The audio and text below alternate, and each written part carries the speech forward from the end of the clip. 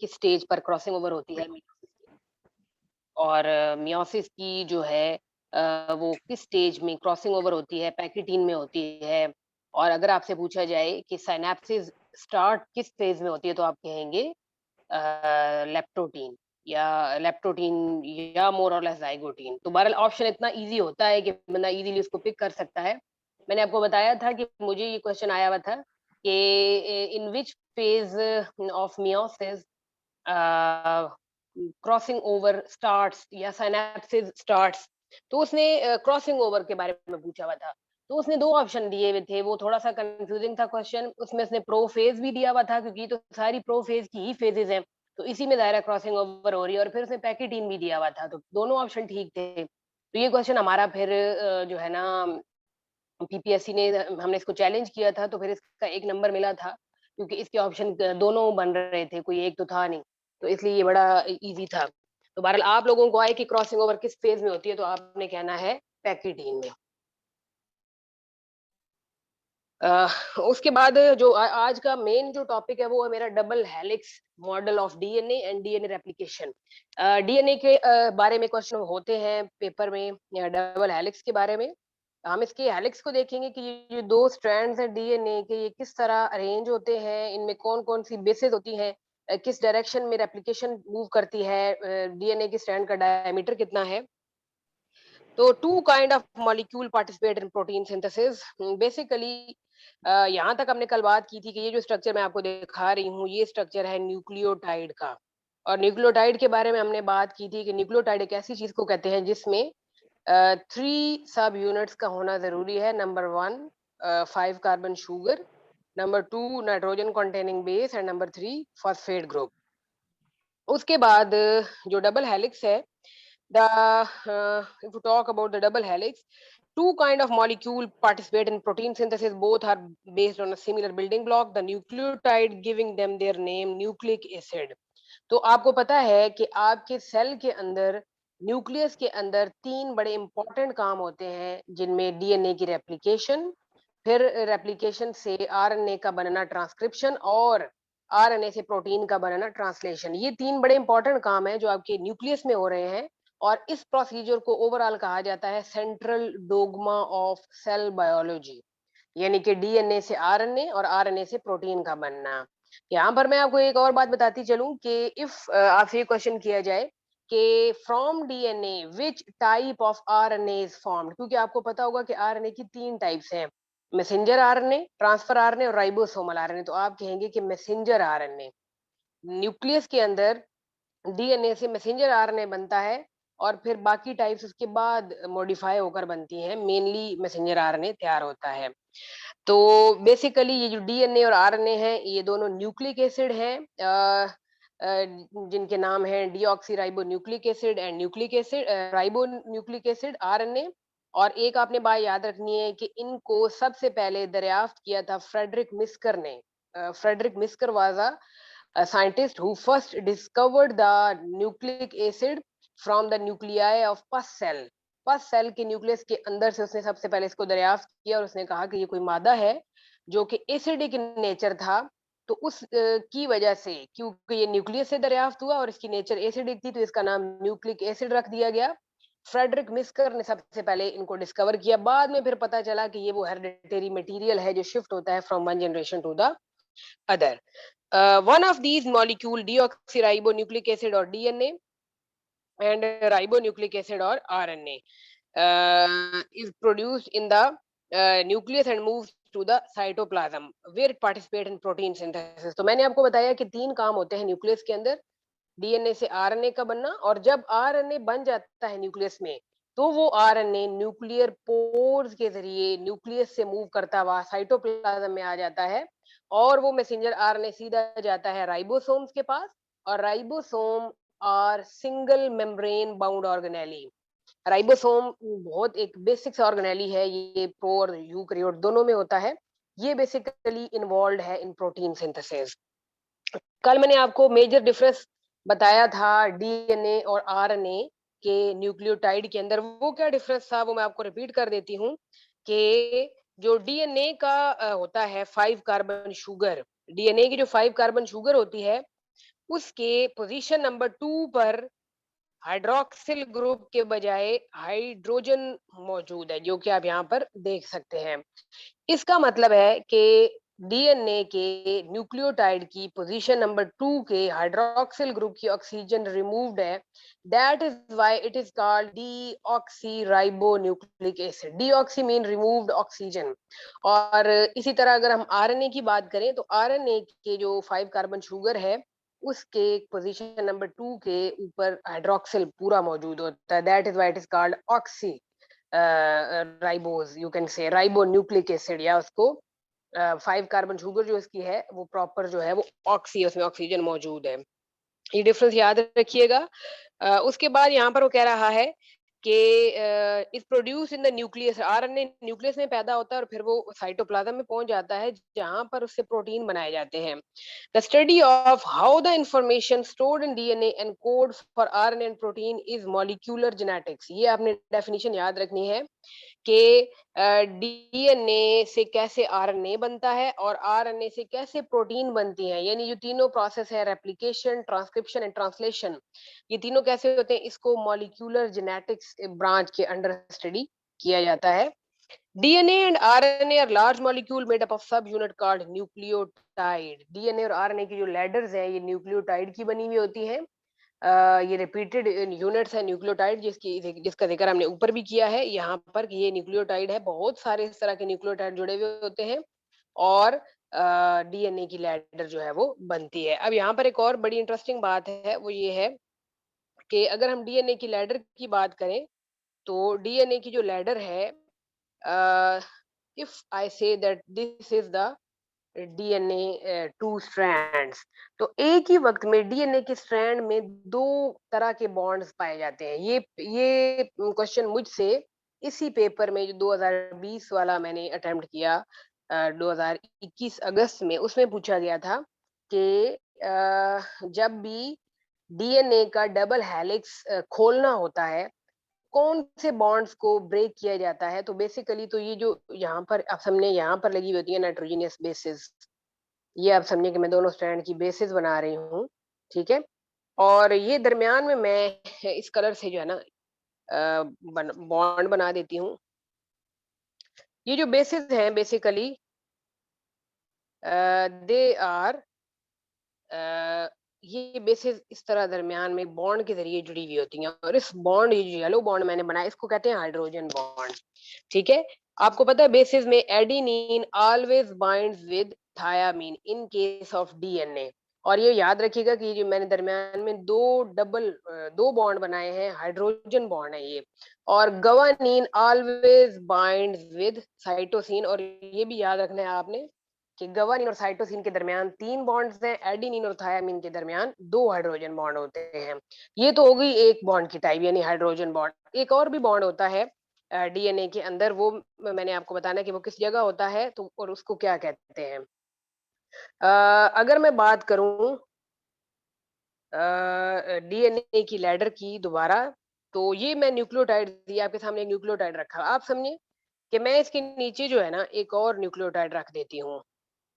मैं इसके नीचे एक और न्यूक्लियोटाइड रखती हूँ, आप समझिए कि यहाँ पर मैं एक और 5 कार्बन शुगर बना रही हूँ, ठीक है।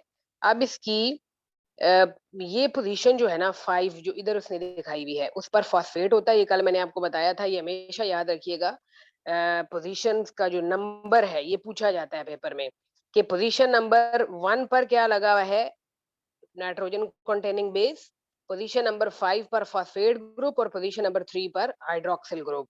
तो अगर मैं यहाँ पर एक और रखती हूँ 5 कार्बन शुगर, ये 5 कार्बन शुगर है।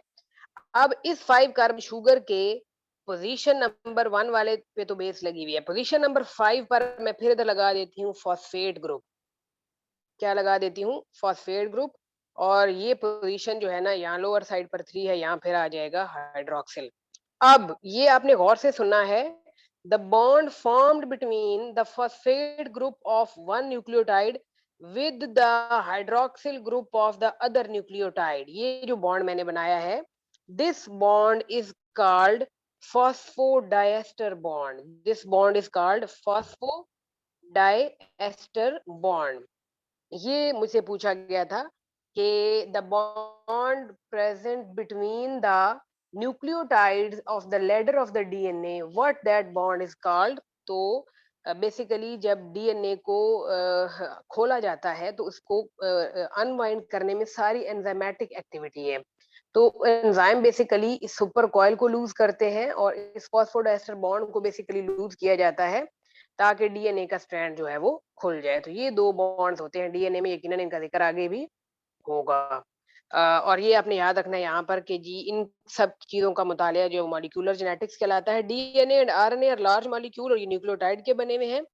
A nucleotide consists of nitrogen containing base either in the form of a double ring or single ring। कल मैंने आपको डिफरेंस बताया था प्यूरीन एंड pyrimidine का। That is a very basic difference। Purines are double ringed nitrogen containing base and pyrimidine is a single ringed nitrogen containing base। Purine की example है adenine and guanine और pyrimidine की example है cytosine और thiamine. तो next हम चलते हैं अगली स्लाइड की तरफ।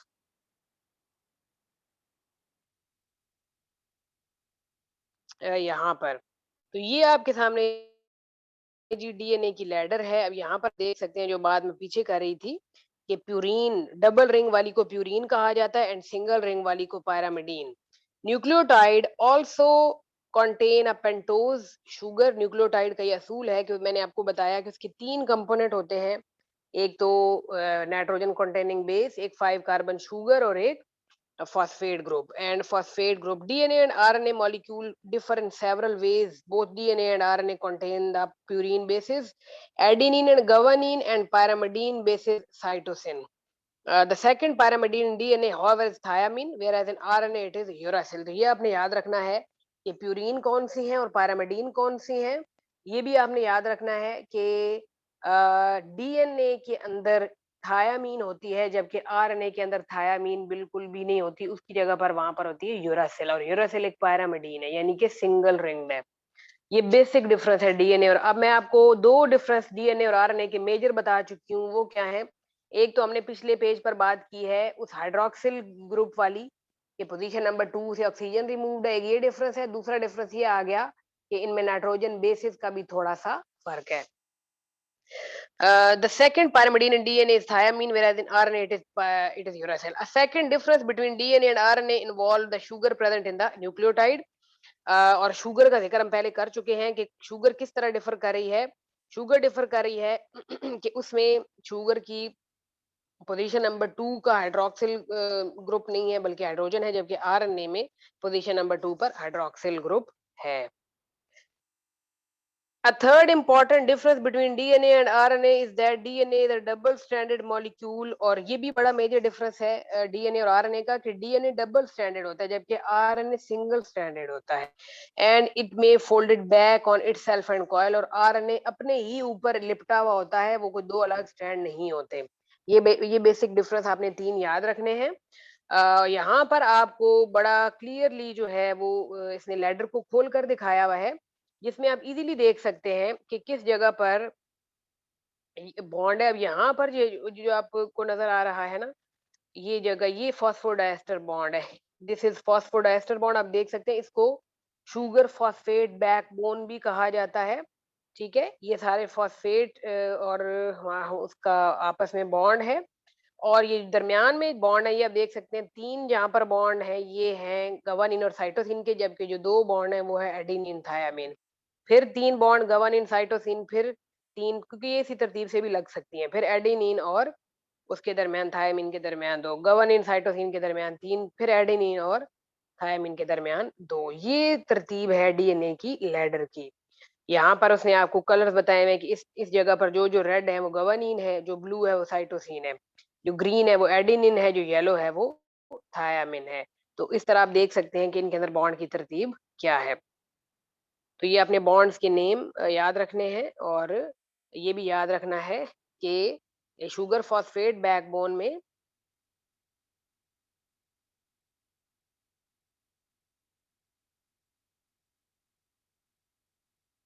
जी। क्लास आपको मेरी आवाज आ रही है? Yes ma'am. ये पहले सबाहत ने नहीं। मैसेज किया हुआ है कि मेरी आवाज नहीं आ रही। नहीं आ रही थी काफी देर। मैम आ रही है आपकी देर आवाज। नहीं, कितनी देर से नहीं आ रही? जी तकरीबन हो गए हैं 2 मिनट। अच्छा चले, मुझे फौरन ना मैसेज ग्रुप में कर दिया करे ताकि मुझे फौरन पता चल जाए। हालांकि ऐसा कोई इशू नहीं है, आई थिंक मेरा इंटरनेट कनेक्शन भी ठीक है। अच्छा, यहाँ पर आप देखें कि the key to understanding the function of DNA is knowing how nucleotide link into a three-dimensional structure। तो ये बेसिकली थ्री डायमेंशनल स्ट्रक्चर है। ये भी आपसे पूछा जा सकता है कि न्यूक्लियोटाइड का एक दूसरे के साथ जो लिंक है वो कैसा स्ट्रक्चर है, तो वो थ्री डायमेंशनल है। The DNA molecule is ladder like. ये आपको लग रहा है कि एक लैडर है जिसमें सीढ़ी की तरह बेसिस जो है consisting of alternating sugar phosphate group. The phosphate of a nucleotide attaches at the fifth carbon। ये पोजीशन नंबर जरूर याद रखिएगा। अगर हम एक न्यूक्लियोटाइड की बात करें तो उसकी पोजीशन नंबर 5 पर फॉस्फेट ग्रुप होता है। Adjacent nucleotide attach to one another, और आमने सामने जो पड़े हुए एडजेसेंट न्यूक्लियोटाइड है वो एक दूसरे के साथ बॉन्ड बनाते हैं by a covalent bond between phosphate of one nucleotide and the third group of deoxyribose। अच्छा, ये आपने याद रखना है। मैंने आपको बताया कि डीएनए की लैडर में दो तरह के बॉन्ड होते हैं, एक होता है हाइड्रोजन बॉन्ड और एक होता है फॉस्फोडाइएस्टर बॉन्ड।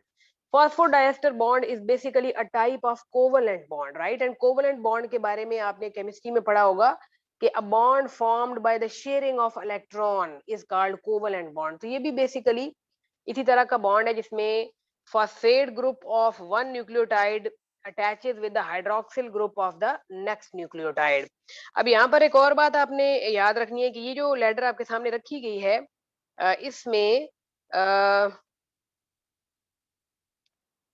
आपने क्या देखना है कि अगर मैं इसको जूम करूं, ये अगर डीएनए की लैडर को मैं जूम करूं तो आपको इस जगह पर 5 लिखा हुआ नजर आ रहा है और इस जगह पर आपको 3 लिखा हुआ नजर आ रहा है। ये 5 और 3 क्यों लिखा हुआ है? क्योंकि ये आप लोगों ने पढ़ा हुआ होगा कि डीएनए की लैडर जो है वो एंटी पैरेलल होती है। 5 का मतलब है कि इस जगह पर फॉस्फेट ग्रुप मौजूद है, क्योंकि आपको पता है कि फॉस्फेट ग्रुप पोजीशन नंबर 5 पर लगा हुआ होता है। और यहाँ 3 क्यों लिखा हुआ है? क्योंकि यहाँ पर हाइड्रोक्सिल ग्रुप मौजूद है, क्योंकि पोजीशन नंबर 3 पर हाइड्रोक्सिल ग्रुप था। और इस दूसरी लैडर की तरफ अगर आप चले जाएं तो वो इससे उलट है, इस तरफ 3 प्राइम लिखा हुआ है और इस तरफ 5 लिखा हुआ है। तो अब फिर इधर फॉस्फेट आएगा और इधर इधर हाइड्रोक्सिल आएगा। तो this is called the anti parallel और complementarity of the DNA strands. DNA के दोनों स्ट्रैंड्स एंटी पैरेलल हैं, कॉम्प्लीमेंट्री हैं। ये एक तरह के नहीं हो सकते, क्योंकि अगर ये एक तरह के हों तो दरमियान में अगर दोनों एक ही तरह की बेसिस सामने आ जाएं तो वो आपस में बॉन्ड नहीं बना सकती। तो ये वजह है डीएनए की लैडर की एंटी कॉम्प्लीमेंटैरिटी की। और हर एक न्यूक्लियोटाइड अटैच होने के बाद नेक्स्ट जो है वो nucleotide is available to attach another nucleotide. तो उसके बाद ये 5th पर फॉस्फेट है, 3 पर हाइड्रोक्सिल है। The pairing of nitrogenous basis between strand hold the two strand together. और ये जो दरमियान में पेयरिंग है ये ही इसी ने दोनों स्ट्रैंड्स को आपस में जकड़ा हुआ है, जिसमें adenine is a purine is hydrogen bonded to its complement. Adenine hydrogen bond के जरिए थायमीन के साथ जुड़ी हुई है जो कि पायरामिडीन है। अच्छा, एक और बात भी आपने याद रखनी है कि purine always forms bond with pyrimidine। Purine always forms bond with pyrimidine, जैसे कि adenine is purine whereas thiamine is pyrimidine। और इसी तरह guanine is purine and cytosine is pyrimidine। तो इस तरतीब से बॉन्ड बनता है डीएनए की लैडर में। और उसके अलावा एक्सक्यूज मी मैम, मैम जो आपने बताया कि वो एंटी पैरेलल होंगे तो उनकी कम्प्लीमेंटैरिटी भी एंटी होगी, एंटी कम्प्लीमेंट होगी। नहीं, कॉम्प्लीमेंट्री वर्ड का मतलब ही क्या है कि अपोजिट, ठीक है। कॉम्प्लीमेंट्री वर्ड का मतलब है अपोजिट। तो मैं जो कह रही हूँ ना कि the two DNA ladders are complementary to each other. Complementary का मतलब है कि they are opposite to each other. Mean if at one side here is adenine, then it is necessary that there should be thiamine in front on the other ladder। तब ये bond आपस में बनाएंगी, otherwise bond नहीं बनेगा और वो DNA proper तरीके से अपने आप को कॉयल नहीं कर पाएगा, क्योंकि उसकी तो बॉन्डिंग ही सही नहीं है। It is always necessary that a purine forms bond with pyrimidine. तो कॉम्प्लीमेंट्री वर्ड का मतलब ही है opposite to each other. Ma'am एक और बात पूछनी थी कि जो डबल हेलिक्स को ओपन करने के लिए हाइड्रोजन बॉन्ड खोलेंगे या फॉस्फोडाइएस्टर बॉन्ड? दोनों बेसिकली हाइड्रोजन बॉन्ड खुलता है, फॉस्फोडाइएस्टर तो इंटैक्ट रहता है, हाइड्रोजन बॉन्ड खुलता है जिसको खोलता है एंजाइम हेलिकेज, और इसका जिक्र आगे डीएनए रेप्लिकेशन के अंदर आएगा। Helicase is basically the bond that totally unwind the DNA strand and breaks the hydrogen bond. Yes ma'am. उसके बाद each strand of DNA is oriented such that 3' carbon of deoxyribose in one strand are oriented in the opposite direction from the 3' carbon in the other strand। तो आप देख सकते हैं कि ये अगर यहाँ पर इस तरफ 3 आ रहा है, तो इस तरफ 3 आ रहा है, अगर 5 इधर आ रहा है तो इसका 5, तो it mean they are running anti parallel to each other. The strand terminal phosphate therefore at opposite ends, और आप देख सकते हैं कि इनके टर्मिनल पॉइंट भी अपोजिट एंड्स पर हैं। अगर एक का 3' एंड पर इधर हाइड्रोक्सिल आ रहा है तो दूसरे का इधर आ रहा है, अगर एक का फॉस्फेट इधर आ रहा है तो इसका फॉस्फेट इधर आ रहा है। तो this is basically the arrangement that ensures the correct bonding. It is thus said to be anti parallel। तो ये जो है obviously it is anti parallel, the two strands are running anti-parallel to each other। Greek language का word है against allele of one another, एक दूसरे से उलट। The entire molecule is twisted in a right-handed, ये आपने याद रखना है कि डीएनए के स्ट्रैंड की ये जो हेलिक्स है वो राइट हैंडेड होता है, यानी राइट, ये जैसे ये ना कि राइट की तरफ से वो हेलिक्स हो रहा है, it is not left. Left भी होता है क्योंकि बेसिकली डीएनए की कॉइलिंग की वजह से 3 टाइप्स है, ठीक है, ये भी मैं आपको बताती चलूं। On the basis of coiling of the strand there are 3 types of DNA, A DNA, B DNA and G DNA. तो ये 3 टाइप्स हैं जो कॉमनली डीएनए जिसको आप लोग स्टडी करते हैं, ये जिसको हम आप स्टडी कर रहे हैं वो बी डीएनए है, और मोस्टली बी डीएनए को ही स्टडी किया जाता है। जी तो लेफ्ट हैंडेड होता है, और ए जो है ए होता है राइट हैंडेड है, लेकिन ये बहुत ज्यादा सुपर कॉइल्ड आप कह सकते हैं कि बिल्कुल इस तरह से ए होता है, जबकि बी जो है ना इसके इस तरह एटलीस्ट होते हैं कि इनको इजीली स्टडी किया जाए। Z is totally left handed like this. तो ये 3 टाइप्स हैं डीएनए की on the basis of the arrangement of double helix, ये आपने याद रखना है। तो मैं इसकी एक और बड़ी इंपॉर्टेंट बात आपको बतानी है, जो कि है कि the entire molecule is twisted into a right-handed helix which one with one complete spiral every 10 base pair। This is the important point कि हर 10 बेस पेयर का एक जो है वो ये कॉइल होता है, 10 बेस पेयर का ये कॉइल है, 10 बेस पेयर का ये कॉइल है, हर 10 बेस पेयर के कॉइल के बाद फिर अगला कॉइल, फिर अगला। तो this is the thing to remember. अच्छा, एक और बात जो यहाँ पर इम्पोर्टेंट है वो ये है कि ये जो डीएनए की लैडर उसने आपको दिखाई हुई है ना, ये इसके अंदर बड़ी इंपॉर्टेंट बातें बताई हुई है उसने। आप देख सकते हैं कि द ओवरऑल डायामीटर भी उसने बताया हुआ है। The overall diameter of DNA strand is 2 nanometre. ये पूछा गया क्वेश्चन है कि ओवरऑल डीएनए की लैडर का डायमीटर कितना होता है, तो आप कहेंगे 2 नैनोमीटर। और अगर वो आपसे पूछे, अब ये अब जो कॉइलिंग हुई हुई है इसमें ये जो छोटी जगह है ना इसको माइनर ग्रूव कहा जाता है, और ये थोड़ा जो बड़ा पॉइंट है इसको मेजर ग्रूव कहा गया है। इनके डायमीटर्स भी इसने बताए हुए हैं।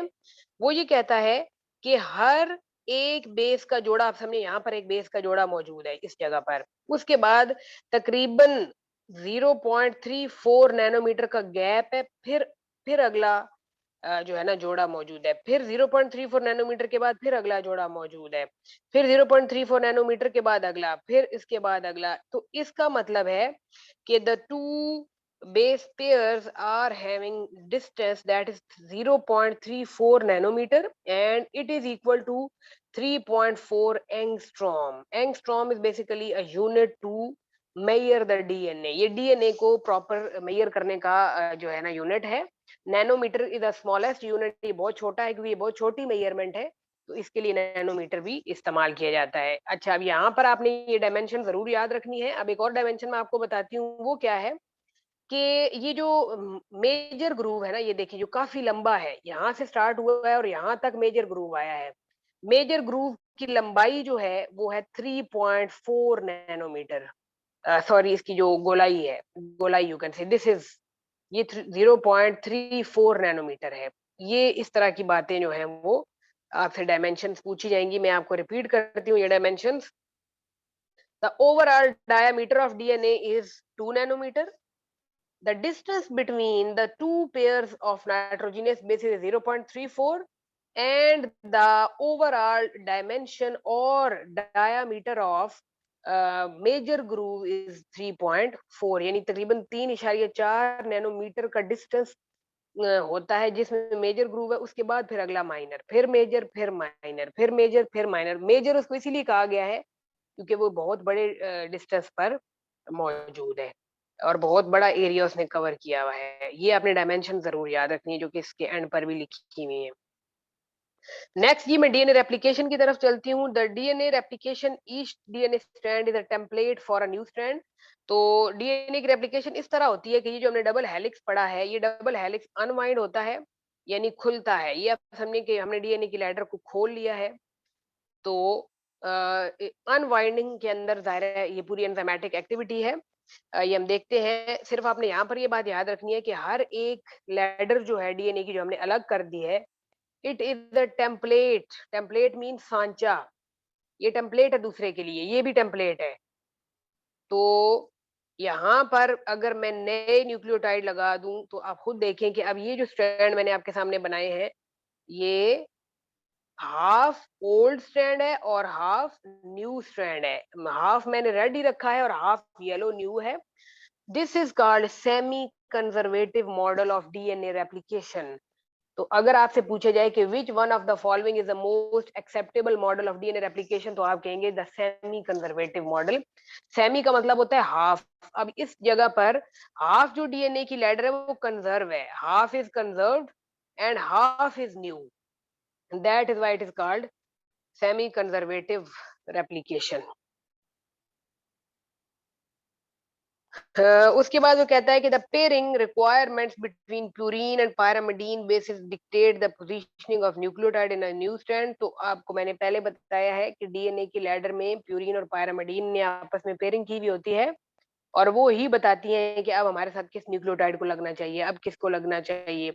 Thus, each new DNA molecule contain one strand from the old and one newly synthesized strand because half of the old molecule is conserved। क्योंकि आपने देखा, जैसे मैंने आपके सामने बनाया, अगर मैं उसको फिर बनाऊं कि इस तरह हो कि हाफ जो है वो कंजर्व हो जाए।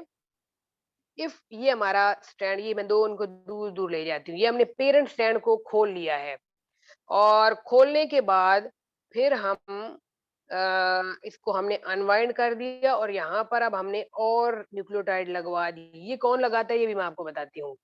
ये अब समझिए कि अब ये डबल हेलिक्स अलग बन गया, बाद में ये वाइंड अप भी हो जाता है और ये हेलिक्स अलग बन गया। अब इसमें आप देखें कि half old is conserved and half is new. This is called semi conservative model of DNA replication. उसके बाद वो कहते हैं कि DNA replication is said to be semi conservative. तो इस तरह डीएनए की रेप्लिकेशन को सेमी कंजर्वेटिव भी कहा जाता है। नेक्स्ट मैं की तरफ चलती हूँ, अपने नेक्स्ट पॉइंट की तरफ। This is DNA replication. ये जो आपके सामने मॉडल रखा गया है, this is a model of DNA replication. अब यहाँ पर आपने याद रखना है कि ये आप समझिए कि यहाँ से स्टैंड खोल लिया गया। आप समझिए ये स्टैंड खोल लिया गया है, ये जो एक ऊपर चला गया और एक नीचे, हमने इसको दरमियान में से खोल दिया है। इसको खोलने का पर्पस क्या था? वो ये था because we have to check the addition of nucleotide. तो यहाँ पर उसने कुछ एंजाइम्स का जिक्र किया हुआ है, उनका मैं आपको बताती हूँ। यहाँ पर एक तो उसने लिखा हुआ है helicase. Helicase is basically a enzyme that open up. ये जो ओपनिंग हुई हुई है ये इसकी वजह से हुई हुई है। और उसके बाद यहाँ पर डीएनए पॉलीमरेज लिखा हुआ है। This is a very important enzyme in DNA replication, क्योंकि जो हम कह रहे हैं ना कि हाफ पुराना ही होता है और हाफ में नए न्यूक्लियोटाइड लग जाते हैं, तो वो न्यूक्लियोटाइड ये ही एंजाइम लगाता है। तो अगर आपसे पूछा जाए कि which one of the following is main replicating enzyme in DNA replication, तो आप कहेंगे DNA polymerase is the main replicating enzyme. DNA replication वो मेन किरदार अदा करता है न्यूक्लियोटाइड की एडिशन, हेलिकेज स्ट्रैंड को खोलता है। लाइगेज जो है जब एक दफा न्यूक्लियोटाइड लग जाते हैं तो दोबारा उसको आपस में जोड़ता है, दोनों स्ट्रैंड्स को लाइगेशन करता है, इसलिए इसको कहते हैं डीएनए लाइगेज। लाइगेज ठीक है। उसके अलावा और एंजाइम जो है वो मैंने आपको एक और एंजाइम का भी जिक्र किया था, टोपोआइसोमरेज। टोपोआइसोमरेज का काम है basically to to remove the super coiling of the DNA strand.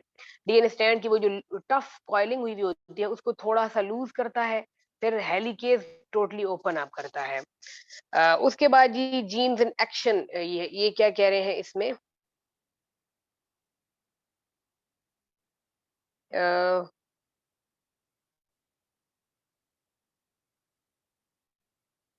ये जो है ना अब बात कर रहा है ट्रांसक्रिप्शन की। अच्छा, रेप्लिकेशन के हवाले से आपने जो पॉइंट याद रखने हैं वो एक तो सेमी कंजर्वेटिव रेप्लिकेशन था, दूसरा आपने एंटी पैरेलल याद रखना है, तीसरा आपने एंजाइम्स के बारे में याद रखना है, और फोर्थ आपने जो मेन रेप्लिकेशन के बारे में जो क्वेश्चन आए हैं वो ये है कि आपसे पूछा जा सकता है कि what is the direction of DNA replication. तो हमेशा 5 प्राइम से 3 प्राइम की तरफ न्यूक्लियोटाइड ऐड होते हैं, तो ये डायरेक्शन है डीएनए रेप्लिकेशन की। ये भी एमसीक्यू आया हुआ है पेपर में, ये आपने याद रखना है। उसके बाद अगले पेज पर यहाँ पर जो है ना उसने अब वो डीएनए से बताएगा कि आरएनए कैसे बनता है। तो a gene can be defined as the sequence of bases in the DNA that code for the synthesis of one polypeptide, and gene must somehow transmit their information from the nucleus to the cytoplasm where protein synthesis occur। तो आपको पता है कि DNA से RNA बनता है और फिर वो आरएनए साइटोप्लाज्म में आ जाता है राइबोसोम के पास, क्योंकि उससे प्रोटीन बनाए जाए। The synthesis of an RNA molecule from DNA is called transcription। ये भी याद रखना है आपने, ये भी आया हुआ क्वेश्चन है कि डीएनए से आरएनए बनने का अमल क्या कहलाता है, तो वो कहलाता है ट्रांसक्रिप्शन। लैटिन लैंग्वेज का वर्ड है ट्रांसक्रिप्शन, जिसका मतलब है across. Trans mean across and स्क्रिबा का मतलब है टू राइट, यानी कि उलट। अब आप खुद देखें कि आरएनए जो है ना डीएनए से बना है तो वो थोड़ा सा उससे डिफरेंट है। And the formation of a protein from RNA at the ribosome is called translation. और जब वो ही आरएनए राइबोसोम के पास चला जाता है और उसी आरएनए का मैसेज पढ़कर उसके अकॉर्डिंग उस पर अमाइनो एसिड लगाकर प्रोटीन बना दिए जाते हैं, तो उसको कहते हैं ट्रांसलेशन। ट्रांसलेशन का मतलब है टू ट्रांसफर इंफॉर्मेशन और टू रिमेन हिडन, यानी कि पता नहीं चलता कि इसके पास इतनी इंफॉर्मेशन है, लेकिन होती है information that comes from DNA to RNA and from RNA to protein। तो अब आप खुद देखें ये तीनों स्टेप जिसके बारे में मैंने आपको बताया कि they are the main point of cell biology, central dogma है सेल बायोलॉजी का। अगर डीएनए की रेप्लिकेशन गलत होती है तो आरएनए गलत बनता है, और अगर आरएनए में कोई गलती है, कोई म्यूटेशन हो चुकी है, तो प्रोटीन आर नॉट करेक्ट और रॉन्ग। तो यहाँ पर मैं आपको एग्जांपल देती चलूं इसकी जेनेटिक बीमारी की। इस तरह जेनेटिक्स बीमारियां जो है ना वो रन करती हैं इन द फैमिलीज, क्योंकि अगर डीएनए खराब हो तो उससे सारी आगे बनने वाली चीजें खराब बनती हैं। तो चलें हम इसकी तरफ चलते हैं। 3 मेजर काइंड्स ऑफ आरएनए है, आपको पता है, messenger RNA, transfer RNA and ribosomal RNA. Messenger RNA के नाम से जाहिर है कि इसने कोई मैसेज उठाया हुआ है। मैसेंजर मीन पैगाम रसां। ये डी न्यूक्लियस से जब निकलेगा तो इसके पास सारी जेनेटिक इंफॉर्मेशन है, ये वो इंफॉर्मेशन लेकर सीधा आ जाएगा राइबोसोम के पास for synthesising protein. Transfer RNA का सिंपली काम क्या है? ट्रांसफर आरएनए अमाइनो एसिड उठा कर ले आता है। ट्रांसफर का मतलब है मुंतकिल करने वाला। Picks up amino acid in the cytoplasm, वो साइटोप्लाज्म से अमाइनो एसिड उठाकर राइबोसोम को देता है कि ये जोड़ो, because you know that proteins are made up of amino acids and there is a peptide bond between amino acid. जब बहुत सारे अमाइनो एसिड ट्रांसफर आरएनए उठाकर देता रहता है तो आखिर पर, बल्कि ड्यूरिंग दैट प्रोसीजर उनके दरमियान फिर पेप्टाइड बॉन्ड बन जाता है और अल्टीमेटली फिर राइबोसोम में से पूरी पॉलीपेप्टाइड चेन बनकर निकलती है। तो यहाँ पर एक और बात मैं आपको बताती चलूं कि एक सेल के अंदर टिपिकली ये कहा जाता है कि 45 टाइप के ट्रांसफर आरएनए होते हैं। कितनी टाइप के होते हैं? 45 टाइप के ट्रांसफर आरएनए मौजूद होते हैं। ठीक है, आवाज आ रही है आप लोगों को मेरी? Yes ma'am.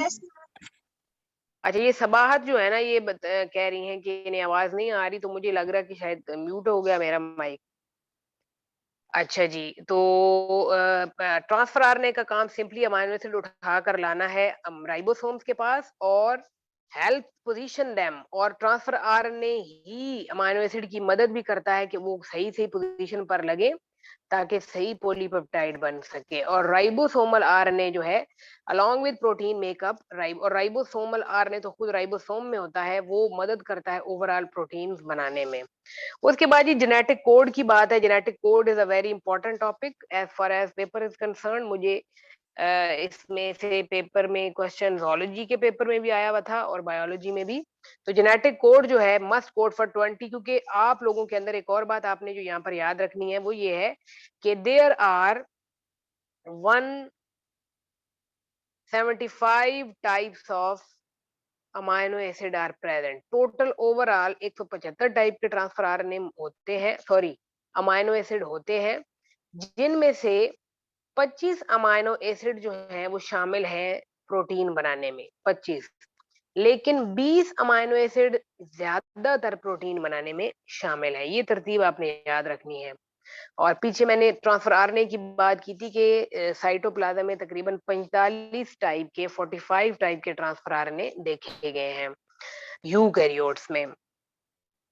तो जेनेटिक कोड के बारे में क्वेश्चन जो आ सकता है वो ये है कि जेनेटिक कोड एक ऐसा कोड है, इसको दरियाफ्त करने वाले साइंटिस्ट का नाम था हरगोबिंद खुराना।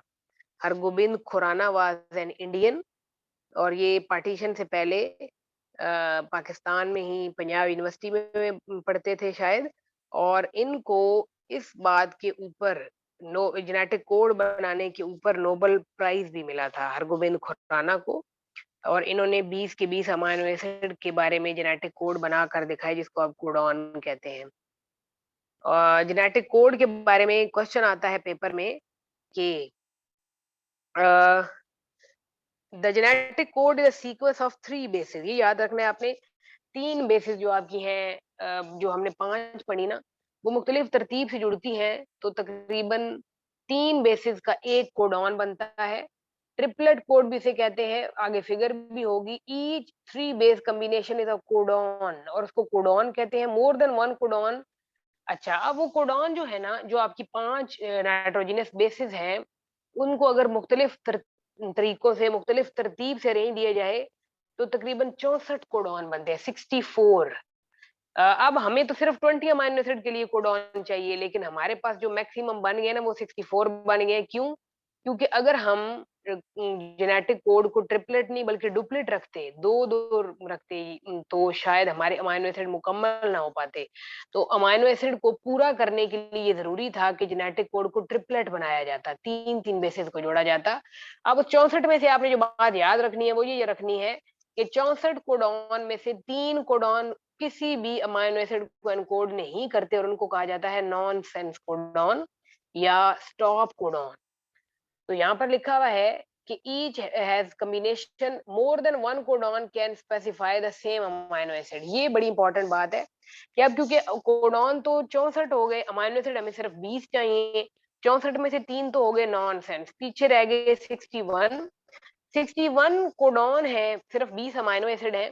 तो ये एक बड़ी स्पेशलिटी है जेनेटिक कोड की कि एक ही कोडॉन एक वक्त में एक से ज्यादा अमाइनो एसिड को भी एनकोड कर सकता है। और मोर देन, और एक ही codon can specify the same amino acid. अब एक ही अगर कोडॉन है, AUG है मिसाल के तौर पर, AUG, तो ये मेथ्यूनिन को एनकोड करता है, ये किसी और को भी कर सकता है, या जरूरी नहीं है कि AUG सिर्फ उसी को करे।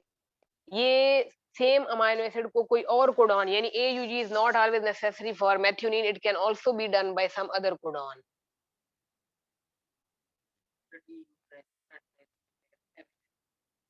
My goodness.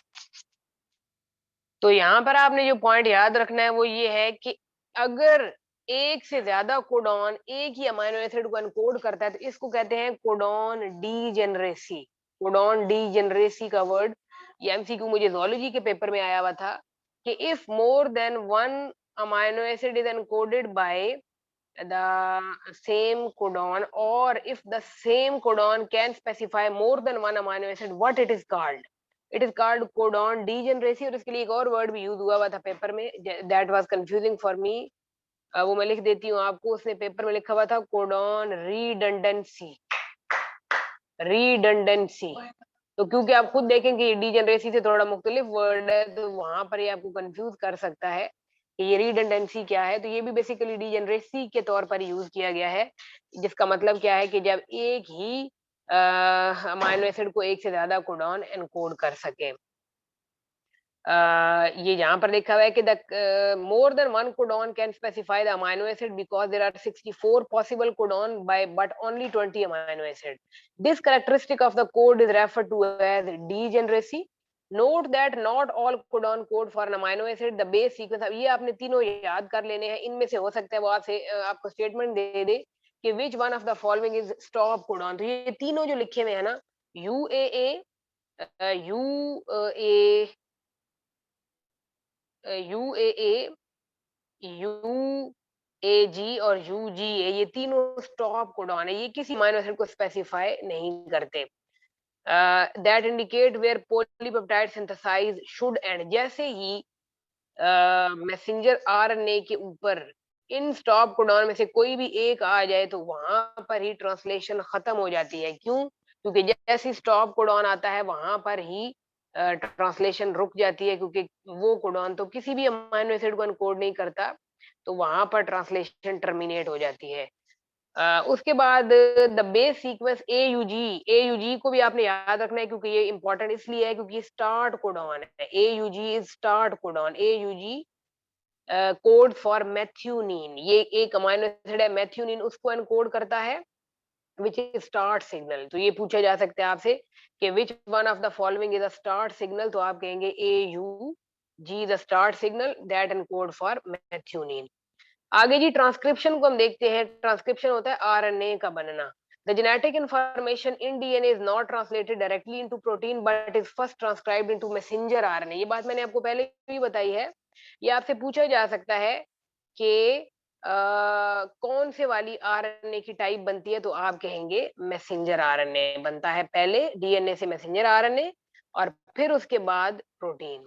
And modify the messenger RNA after transcription is complete. Unlike DNA replication, only one or a few genes are exposed and only one of the two strands is transcribed। और ये भी बड़ी important बात है। Replication का concept अगर आप लोगों को समझ आया है तो उसमें आपने देखा होगा कि मैंने इधर ऐसे भी डीएनए की लैडर रखी थी और मैंने इधर भी डीएनए की लैडर रखी, मैंने इसको भी रेप्लिकेट कर दिया, मैंने इसको भी रेप्लिकेट कर दिया। But as far as replication sorry transcription is concern, transcription एक ही वक्त में दोनों स्ट्रैंड्स की नहीं हो सकती। ये अगर आप समझिए, मैं आपको बनाकर दिखाती हूँ। If you can say this is DNA और यहाँ से हमने इसको अनवाइंड भी कर लिया है। For example this is DNA, यहाँ से खुला हुआ है, ये जो जगह है इसको कहते हैं ट्रांसक्रिप्शन बबल। आप समझिए कि यहाँ पर ट्रांसक्रिप्शन हो रही है, तो ट्रांसक्रिप्शन एक वक्त में दोनों स्ट्रैंड्स की नहीं हो सकती, ट्रांसक्रिप्शन एक वक्त में सिर्फ एक स्ट्रैंड की होती है। ट्रांसक्रिप्शन एक वक्त में सिर्फ एक स्ट्रैंड की होती है इस तरह, और वो ऐसे आरएनए बाहर को निकलता जाता है। एक वक्त में ट्रांसक्रिप्शन सिर्फ एक स्ट्रैंड की होती है, दोनों की पॉसिबल नहीं है। उसके बाद मैं एक और बात आपको बताती चलूं जो कि मैंने पहले नहीं किया जिक्र उसका, वो ये है कि डीएनए रेप्लिकेशन की अगर बात की जाए ना, तो डीएनए रेप्लिकेशन के अंदर आपने याद रखना है, जैसे मैंने ये ऊपर एक हेलिक्स बना हुआ है, दिस इज ये डीएनए रेप्लिकेशन, आप समझिए बबल बना हुआ है। तो डीएनए की रेप्लिकेशन दोनों स्ट्रैंड्स पर हो रही होती है, लेकिन उसका जो है ना क्या है कि ये जो ऊपर वाला स्ट्रैंड है ना, ये कहलाता है लीडिंग स्ट्रैंड। ये क्या कहलाता है? Leading strand. और ये जो लोअर स्ट्रैंड है ये कहलाता है लैगिंग स्ट्रैंड। लीडिंग और लैगिंग, तो आपने याद ये रखना है कि लीडिंग स्ट्रैंड पर रेप्लिकेशन होती है कॉन्टिन्यूअस, लगातार न्यूक्लियोटाइड ऐड हो रहे होते हैं, यानी कि डीएनए पॉलीमरेज लगातार न्यूक्लियोटाइड ऐड कर रहा होता है, जबकि लैगिंग स्ट्रैंड में डीएनए रेप्लिकेशन होती है डिसकंटिन्यूअस, लैगिंग पर, नीचे वाले स्टैंड पर फौरन ही इस तरह न्यूक्लियोटाइड इकट्ठे इकट्ठे नहीं लग सकते। तो यहाँ पर आपका क्वेश्चन ये बनता है कि अगर लैगिंग पर रेप्लिकेशन डिसकंटिन्यूअस होती है तो फिर वो किस तरह हो रही है? तो लैगिंग स्टैंड पर होते हैं ओकाजाकी फ्रेगमेंट, जिनका जिक्र आपने कभी सुना होगा। लैगिंग स्टैंड पर ओकाजाकी फ्रेगमेंट की सूरत में रेप्लिकेशन मुकम्मल होती है। तो ये आपसे इस तरीके से पूछा जा सकता है कि लैगिंग पर या ओकाजाकी फ्रेगमेंट किस स्टैंड पर होते हैं, तो आप कहेंगे लैगिंग पर। तो उसके बाद यहाँ पर लिखा हुआ है कि transcription involve numerous enzymes that unwind a region of DNA. आपको पता है कि ये सारी एंजाइमेटिक एक्टिविटी है जिसमें डीएनए खुलता है और आरएनए बनता है and modify the messenger RNA. One of the important enzyme of this process is, अब आपने जो इम्पोर्टेंट एंजाइम याद रखने हैं वो आपने रेप्लिकेशन में देखा था कि important replicating enzyme was DNA polymerase, whereas important transcription enzyme is RNA polymerase, RNA. After a section of DNA is unwound, थोड़ा थोड़ा डीएनए अनबाउंड होता जाता है और आरएनए पॉलीमरेज जो है वो रिकॉग्नाइज कर लेता है उस सीक्वेंस को और आरएनए पॉलीमरेज अटैच करता जाता है राइबोस वहां पर उसको न्यूक्लियोटाइड्स को, which are complementary to the 3' end of the DNA. In RNA, the same complementary base in DNA are paired, except that in RNA, the base uracil replaces the base thiamine as a complement to adenine.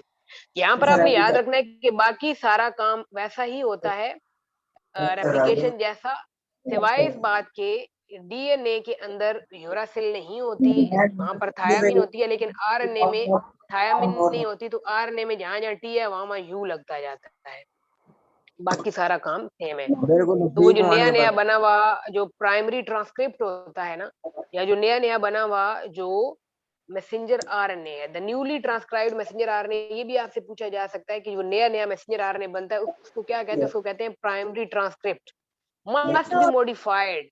ये बड़ी important बात आई है यहाँ पर, इसको आपने याद रखना है कि जब मैसेंजर आरएनए बनता है ना उसके अंदर, सेल के अंदर, मैं कोशिश करती हूँ कि मैं इस तरह की कोई डायग्राम बनाऊं ताकि आप लोगों को जरा समझ आ जाए। वो ये कि आप समझे कि this is nucleus, this is cell, this is nucleus. यहाँ पर आरएनए बना, क्या बना? आरएनए। आरएनए अब यहाँ से चलता हुआ आएगा बाय राइबोसोम के पास, किसके पास आएगा? राइबोसोम के पास। इस आरएनए को बाय राइबोसोम तक पहुंचने के लिए अपने आप को थोड़ा तब्दील करने की जरूरत होती है। उस तब्दीली को कहते हैं पोस्ट ट्रांसक्रिप्शनल मॉडिफिकेशन, जिसमें क्या होता है कि उस आरएनए के को महफूज बनाने के लिए कि दरमियान में उसको एंजाइम खा ना जाए, उसके लिए उसकी एक साइड पर कैप लगाई जाती है और एक साइड पर टेल लगाई जाती है। Cap is always found at 3' end and tail at 5'। उसके बाद वो कहते हैं कि some bases sequence in newly transcribed messenger RNA do not code for protein, और ये बात हम पहले कर चुके हैं। अच्छा, ये भी बड़ी इंपॉर्टेंट बात आई है। एक तो आपने याद रखनी है पोस्ट ट्रांसक्रिप्शनल मॉडिफिकेशन के बारे में कि मैसेंजर आरएनए जब बनता है तो उसके बाद वो थोड़ा सा मॉडिफाई होता है, यानी कि उसकी एक साइड पर कैप और 5' साइड पर कैप लगती है और 3' एंड पर टेल लगती है। और एक और काम होता है वो मैं आपको बताती हूँ कि बेसिकली जब आरएनए बनता है ना, आप समझिए कि ये जो चीज है ये आरएनए, ये जो मैंने एक लॉन्ग सी लाइन लगाई है ये आरएनए है। अब आरएनए का पूरा स्ट्रैंड इस काबिल नहीं होता कि वो प्रोटीन बना सके, ठीक है? तो ये जरूरी होता है कि इसके अंदर से उन हिस्सों को काट दिया जाए जो प्रोटीन नहीं बना सकते। आप समझिए कि ये जो येलो येलो मैं लगा रही हूँ ये हिस्से ऐसे हैं जो प्रोटीन नहीं बना सकते। ये पेपर में पूछा गया क्वेश्चन है कि वो हिस्से जो नॉन ट्रांसलेटेबल है उनको क्या कहते हैं? उनको कहते हैं इंट्रॉन। उनको क्या कहते हैं? इंट्रॉन। और जो रेड हिस्से हैं ये हो सकते हैं तो इनको कहते हैं एक्सॉन। इनको क्या कहते हैं? एक्सॉन। तो होता क्या है कि आरएनए बनने के बाद एक तो उसके दोनों साइडों पर कैप और टेल लगाई जाती है और दूसरा इंट्रॉन को काटा जाता है बीच में से, क्योंकि इंट्रॉन आगे प्रोटीन नहीं बनने देंगे। तो इस काटने के अमल को कहते हैं सप्लाइसिंग। इस काटने के अमल को क्या कहते हैं? सप्लाइसिंग। और इसको करता है एक एंजाइम जिसको कहते हैं सप्लाइसोसोम। एक एंजाइम करता है जिसको कहते हैं सप्लाइसोसोम। राइबोसोम। तो पेपर में मुझसे ये पूछा गया क्वेश्चन है कि विच ऑफ द, मतलब समटाइम उसमें स्टेटमेंट अच्छी खासी कंफ्यूजिंग दी हुई होती है कि आपको स्टेटमेंट के अंदर ही अगर कोई ऐसा स्टूडेंट है जो स्टेटमेंट को समझ लेता है तो उसके लिए आंसर तक पहुंचना बहुत आसान होता है। अगर आपको स्टेटमेंट समझने में गलती होगी तो आप यकीनन गलत आंसर सेलेक्ट करेंगे। तो आपने स्टेटमेंट को गौर से पढ़ लेना है कि, लेकिन इतना बहुत ज्यादा भी फोकस उस पे इतना नहीं करना कि आपको कंफ्यूज ही कर दे, लेकिन समझना जरूर है कि क्वेश्चन करने वाला पूछ क्या रहा है। तो मुझसे पूछा गया था कि non translatable region what they are called, कुछ इस तरह की थोड़ी सी ना एम्बिगुअस किस्म की स्टेटमेंट थी, तो वो थोड़ा सा मुश्किल हो रहा था। तो बहरहाल आपने याद रखना है कि जो जो हिस्से कट जाते हैं उनको इंट्रॉन कहते हैं, और एक्सॉन वहां पर ही रहते हैं, वो आपस में फिर जोड़ दिए जाते हैं बाय लाइगेज, वो ट्रांसलेट कर सकते हैं। और इस अमल को कहते हैं आरएनए स्प्लाइसिंग। और एक और बात याद रखनी है कि आरएनए स्प्लाइसिंग का अमल सिर्फ यूकैरियोट में होता है, प्रोकैरियोट में, बैक्टीरिया में इसका कोई भी वजूद नहीं है। ये भी पूछा गया क्वेश्चन है कि which one of the following is not found in prokaryote. तो इसका आंसर आपने बताना है आरएनए स्प्लाइसिंग प्रोकैरियोट में नहीं होती। And non-coding region so that messenger RNA coding region can be read continuously at the ribosome। तो वो कहते हैं कि आरएनए स्प्लाइसिंग इसलिए जरूरी है ताकि नॉन कोडिंग रीजन या इंट्रॉन को काट दिया जाए, ताकि कोडिंग रीजन आपस में मिल जाए और कॉन्टिन्यूअसली प्रोटीन बनाए जा सके। उसके बाद है ट्रांसलेशन। ट्रांसलेशन होता है प्रोटीन का बनना राइबोसोम के ऊपर, is based on the genetic information found in the RNA. And other type of RNA called transfer RNA is important in the translation process। Translation के अंदर RNA बड़ा, ट्रांसफर RNA बड़ा अहम किरदार अदा करता है, क्योंकि ये ही वो RNA है जो अमाइनो एसिड उठा उठा कर लाता है। अगर यही ना लाए तो जाहिर है अमाइनो एसिड नहीं आएंगे, और वो नहीं आएंगे तो प्रोटीन नहीं बनेगा। It is important in the translation process, it bring the different amino acid for by the RNA into alignment।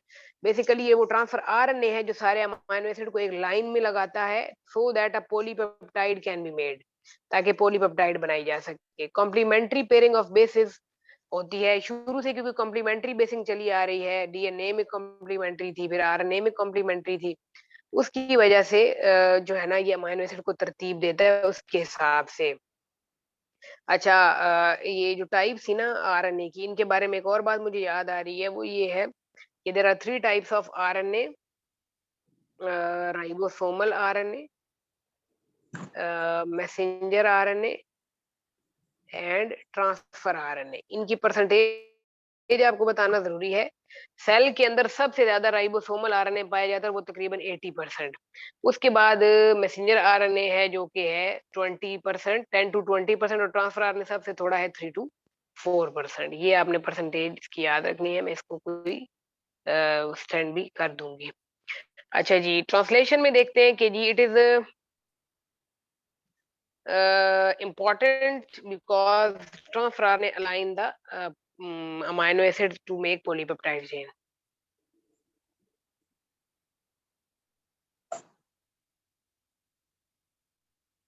उसके बाद जी हम यहाँ पर देखते हैं तो आपको समझ आएगी, this is genetic code, this is genetic code. अब आप देख सकते हैं कि यहाँ पर एक से ज्यादा जो कोडॉन है, अब ये देखिए यू यू यू और यू यू सी, ये दोनों कोडॉन इस जो है इसको इसी सेम अमाइनो एसिड को एनकोड कर रहे हैं। फिर ये देखिए अब ये चारों कोडॉन ल्यूसीन को कर रहे हैं। यहाँ पर आप देख सकते हैं कि चारों कोडॉन थ्रियोनिन को कर रहे हैं। अब यहाँ पर देख सकते हैं चारों कोडॉन ग्लाइसिन को एनकोड करें। ये सारे नाम अमाइनो एसिड के हैं, alanine, arginine, asparagine, aspartic acid, cysteine, glutamine. अब ये यहाँ पर आप देखिए सारे के सारे कोडॉन वेलिन को कर रहे हैं। यहाँ पर आप देखिए सारे के सारे कोडॉन अर्जिनिन को। यहाँ पर आप देखें ये सारे के सारे सीरीन को, ये सारे के सारे प्रोलीन को। इसको कहते हैं कोडॉन डीजेनरेसी, यानी more than one codon can specify the same amino acid, this is called codon degeneracy. तो इसके नीचे लिखा हुआ भी है कि 64 messenger RNA codon are shown here. The first base of the triplet is on the left side of the figure, the second base is at the top and third base is on the right. ये basically genetic code बनाने का तरीका है। जाहिर है वहां पर आपको तरीका से आपसे तो नहीं पूछा जाएगा, आपसे ये ही कुछ पूछा जा सकता है, और या आपसे स्टॉप कोडॉन पूछा जा सकता है। तो ये स्टॉप कोडॉन है, यूएए, यूएजी और यूजीए, और या आपसे स्टार्ट कोडॉन पूछा जा सकता है, जो कि ये है methionine is a start codon. उसके बाद है जी कि the presence of some unusual basis other than adenine, thymine, cytosine, guanine और uracil disrupt the normal base pairing and form loop in the molecule। कभी कभार अक्सर ऐसे होता है कि वो गलत बेसिस भी दरमियान में आ जाती हैं, जो कि फिर डीएनए की लैडर के लूप्स बना देती हैं। The central loop, the anticodon loop, has a sequence of 3 unpaired bases called the anticodon. During translation, pairing of the messenger RNA with its complementary anticodon of transfer RNA approximately position the amino acid that transfer RNA carries। अच्छा, तो basically ये यहाँ पर वो क्या बात कर रहा है कि ये अगर मैसेंजर आरएनए है, ऊपर से आया ट्रांसफर आरएनए, और ट्रांसफर आरएनए उठाया हुआ है अमाइनो एसिड, तो ये वो ट्रांसफर आरएनए है जो यहाँ पर आकर कोडॉन को पहचानता है और इस अमाइनो एसिड को यहाँ पर लैंड करवाता जाता है, और इस तरह पॉलीपेप्टाइड चेन बनती चली जाती है। 3 codon UAA, UAG and UGA do not code for an amino acid but act as a signal to stop protein synthesis। और ऊपर लिखा हुआ है कि AUG codon is the initiator codon या स्टार्ट कोडॉन। अच्छा जी, उसके बाद एक और बात भी यहाँ पर आपने कोडॉन जेनेटिक कोड के हवाले से जो याद रखनी है, एक तो आपने देखी कि कोडॉन डीजेनरेसी, दूसरी बात ये है कि ये जो आपके सामने जेनेटिक कोड का चार्ट पड़ा हुआ है, ये तमाम जानदारों में सेम होता है, तमाम जानदारों में सेम होता है, right from bacteria to the highly complex living organism, सब में जेनेटिक कोड बिल्कुल सेम है। इसका मतलब क्या है कि आप लोगों का एंसेस्टर कोई कॉमन है, जिसकी वजह से आपका जेनेटिक कोड क्या है, सेम है। और इस सेम जेनेटिक कोड को, इस फिनोमेना को कहा जाता है कोडॉन यूनिवर्सैलिटी। इस फिनोमेना को कहा जाता है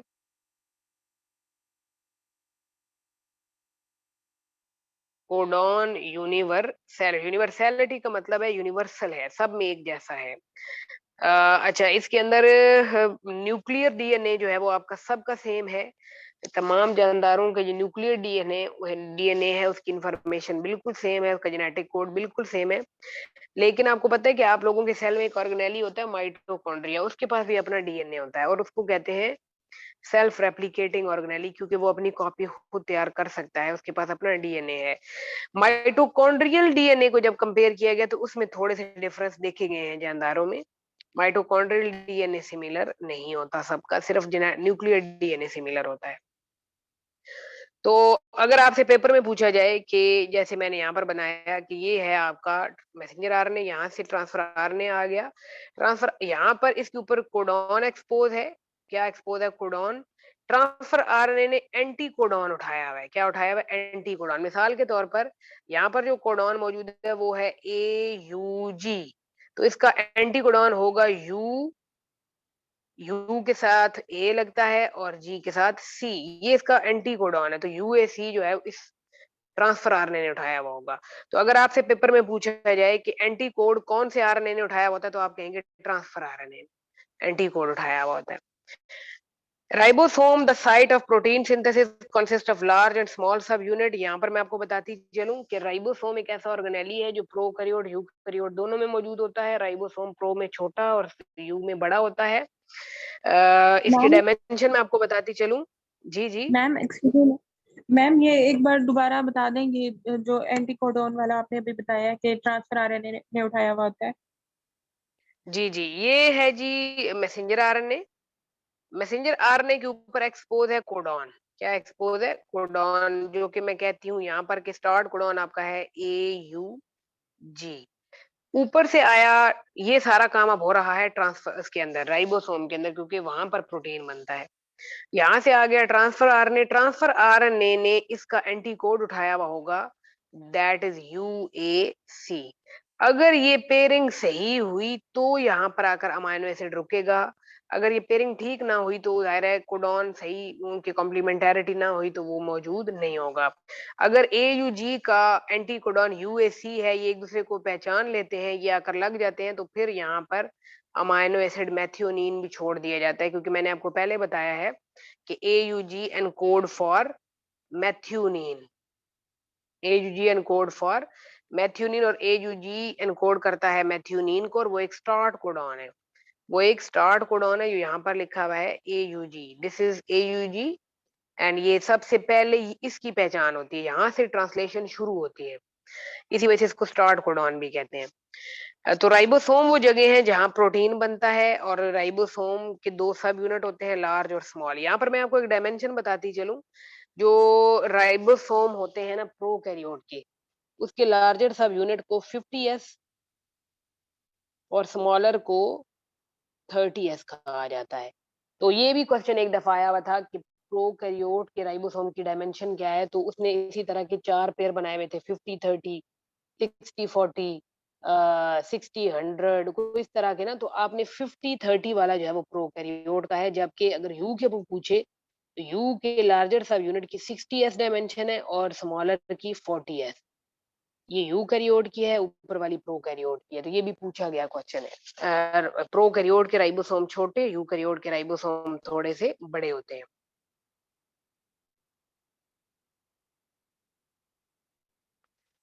अच्छा जी, एट इनिशिएशन ऑफ ट्रांसलेशन, ये आपको पता है कि जब इनिशिएशन होती है तो स्मॉल राइबोस सेपरेट्स राइबोसोमल सब यूनिट। अच्छा, ये भी बड़ी इंपॉर्टेंट पॉइंट यहाँ पर आया है, ये आपने याद रखना है कि जब ट्रांसलेशन शुरू होती है, messenger RNA binds to small separate ribosomal subunit. बड़ी इंपॉर्टेंट बात, अगर आपसे पूछा जाए कि जब ट्रांसलेशन हो रही होती है तो कौन से वाले राइबोसोमल सब यूनिट पर मैसेंजर आरएनए खड़ा हुआ होता है, जैसे आप समझिए कि ये हो गया बड़ा सब यूनिट, ये हो गया छोटा सब यूनिट, यहाँ पर मैसेंजर आरएनए रखा हुआ होता है ऑन द स्मॉलर सब यूनिट। यहाँ पर बेसिकली कोडॉन एक्सपोज होते हैं और फिर ऊपर से आकर ट्रांसफर आरएनए उसके कॉम्प्लीमेंट्री अमाइनो एसिड छोड़ता चला जाता है। यहाँ पर एक और बात भी बड़ी इंपॉर्टेंट है, वो ये है, वो भी मैं आपको बताती हूँ कि जो राइबोसोम होता है ना, ये मैंने स्मॉलर बनाया, आप समझिए कि ये उसका लार्जर सब यूनिट है। लार्जर सब यूनिट के ऊपर 3 साइट्स होती हैं, ए साइट, पी साइट, ई साइट, 3 साइट्स होती हैं। ए साइट का मतलब है अमाइनो इसाइल साइट, पी साइट का मतलब है पेप्टिडाइल साइट, और ई साइट का मतलब है एग्जिट साइट। अब होता क्या है कि ट्रांसफर आरएनए आता है, ट्रांसफर आरएनए आकर इधर आकर अमाइनो एसिड को पहचानता है, और यहाँ पर आप समझिए कि यहाँ पर ए यू जी जो फर्स्ट कोडॉन है वो एक्सपोज हुआ है, वो यहाँ पर मैथ्यूनिन को छोड़कर चला जाएगा, फिर वो इसके पास इधर से गुजरता हुआ ई से गुजरकर खाली एग्जिट, इसको इसलिए कहते हैं यहाँ से ट्रांसफर आरएनए खाली बाहर जाता है।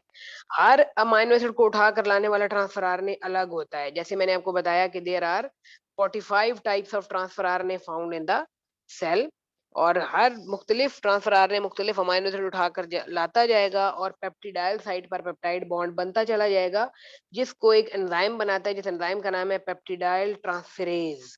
दो अमाइनो एसिड के दरमियान पेप्टाइड बॉन्ड बनाने वाले एंजाइम को कहते हैं पेप्टिडाइल ट्रांसफेरेज। और एयूजी जो इनिशिएशन कोडॉन है, जो आपका यहाँ पर उसने बताया हुआ है कि AUG initiation codon of messenger RNA that aligned with P site of the ribosome, a transfer RNA with complementary anticodon for methionine bind to the messenger RNA and a large subunit join forming a complete ribosome. AUG इधर से expose है, उधर से UAC आ जाएगा एंटीकोड, जिसको transfer RNA ने उठाया हुआ है, और वो आपस में दोनों मिल जाएंगे, इस तरह अमाइनो एसिड जुड़ना शुरू हो जाएंगे। Polypeptide formation can now begin another site, the A site, amino acyl site is next to P site. Second transfer RNA, फिर अगला ट्रांसफर आरएनए आ जाएगा, वो अगले एंटीकोडॉन से कॉम्प्लीमेंट्री वहां पर छोड़ जाएगा। Two transfer RNA molecule with their attached amino acids are now side by side in the P and A side. अब एक अमीनो एसिड पहले छोड़ा गया, फिर अगला आ गया, अब दो पड़े हुए हैं, दिस स्टेप रिक्वायर एंजाइम। अब दो अमीनो एसिड आ चुके हैं तो दोनों के दरमियान बॉन्ड बनना चाहिए, और बॉन्ड बनने के लिए एनर्जी की जरूरत होती है, जो कि देता है जीटीपी। वो एनर्जी कौन प्रोवाइड करता है? GTP is a energy currency guanosine triphosphate, और एक एंजाइम है जिसका नाम मैंने आपको बताया peptidyl transferase, which is actually a part of the transfer RNA in the P side and catalyze the formation of peptide bond between amino acid and the amino acid in the A side.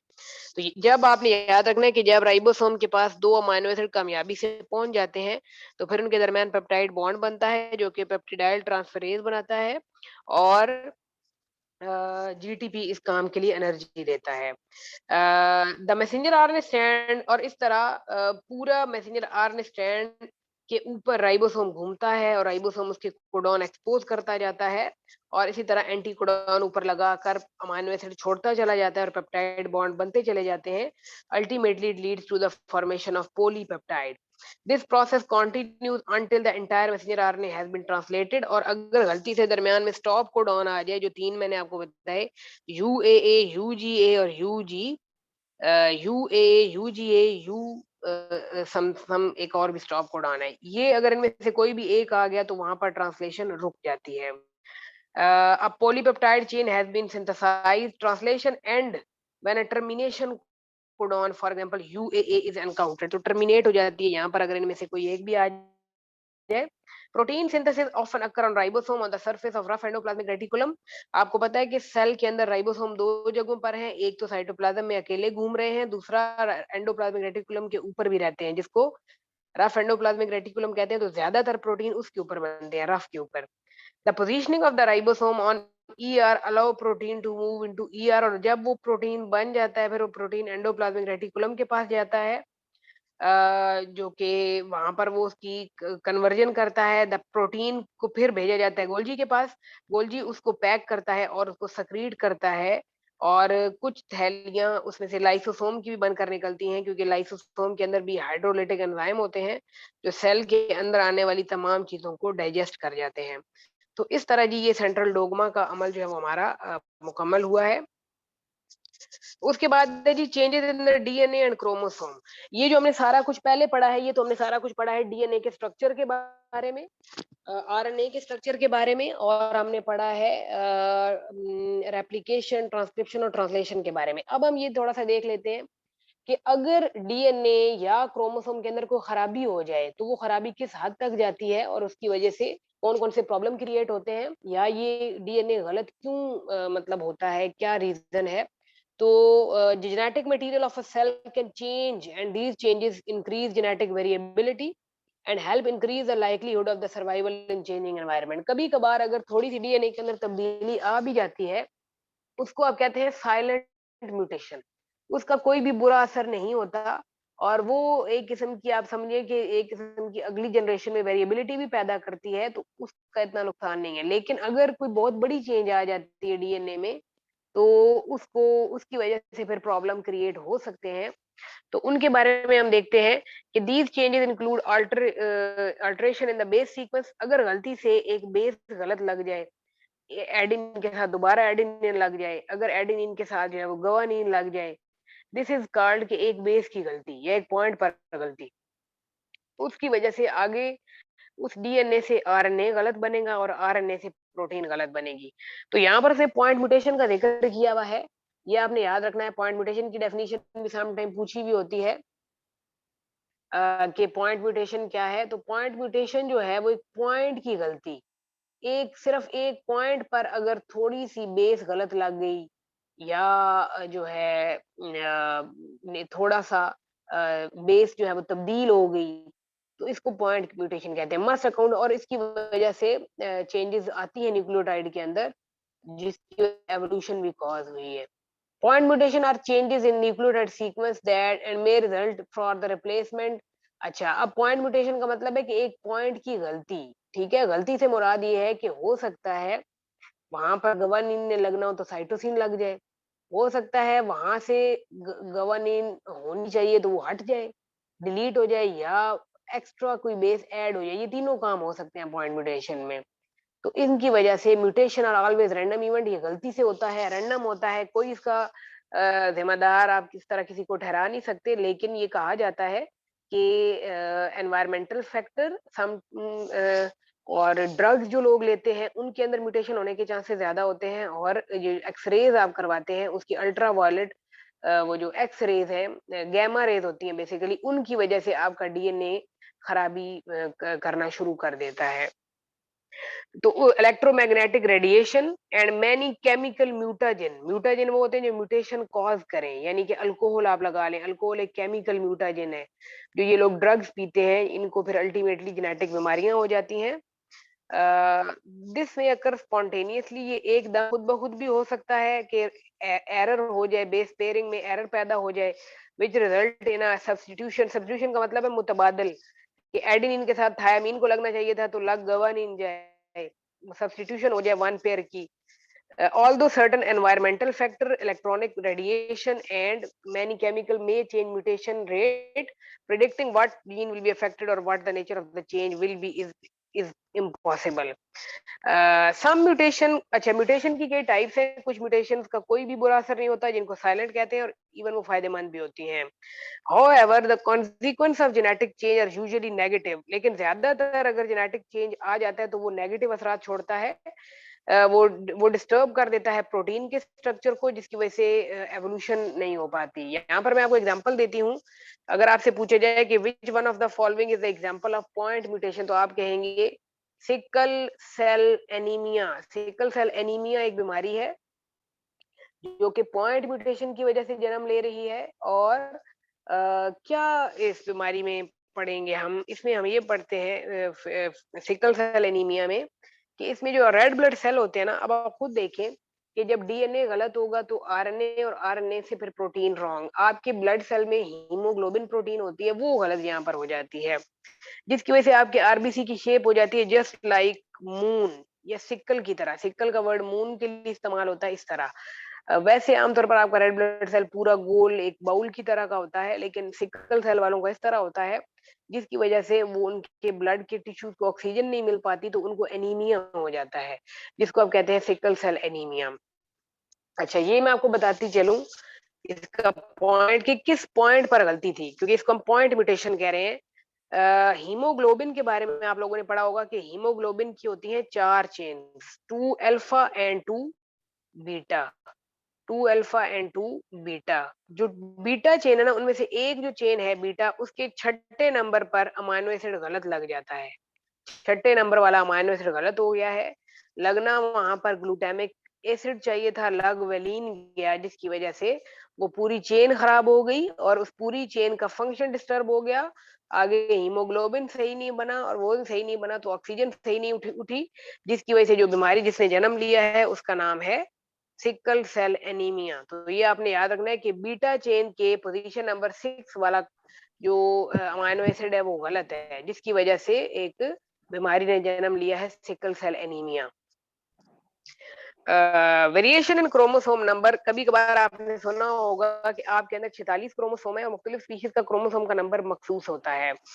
कभी इनमें गलती भी हो जाती है, मे involve entire set. अगर तो changes in chromosome हो जाए, अगर पूरे का पूरा एक सेट जो है आ जाए, तो उसको कहते हैं polyploidy, which was discussed earlier.